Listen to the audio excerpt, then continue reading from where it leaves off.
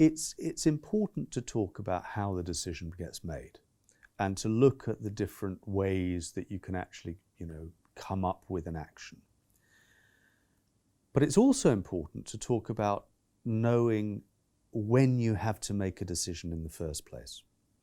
One thing that we saw in a number of humanitarian evaluations was that the real problem occurred not because people made the wrong decision. The problem occurred because people didn't make a decision at all, because it didn't occur to them that a decision was required until it was too late. Now, what can we do about that? The answer seems to be this thing called situational awareness. Having a good understanding of what is going on around you, and this is the difficult bit, not just gaining your understanding through the very narrow kind of template of thinking about things the way that we've always thought about humanitarian responses before. Situational awareness is not only deep, but it's also broad. It's an understanding of what's going on in the community. It's an understanding of where the potential threats might be. It's an understanding of what's coming over the horizon. And it's difficult to do. Some elements, however, that can fairly, I'm not going to say easily, but that can usefully be built into programming to develop better situational awareness. Listening to crisis-affected people.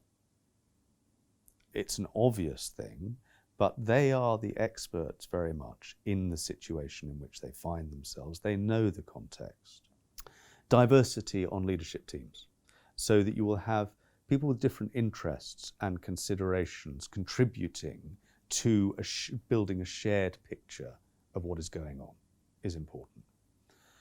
And information management is very important.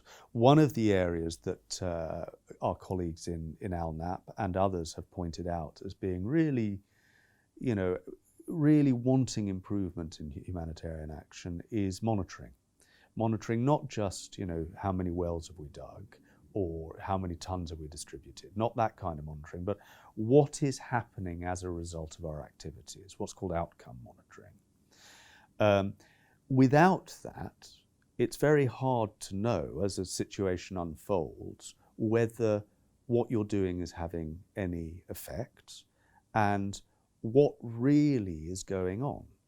So building this kind of outcome monitoring in, having diverse groups in your leadership, and listening to crisis-affected people in such a way that they are creating the conversational agenda.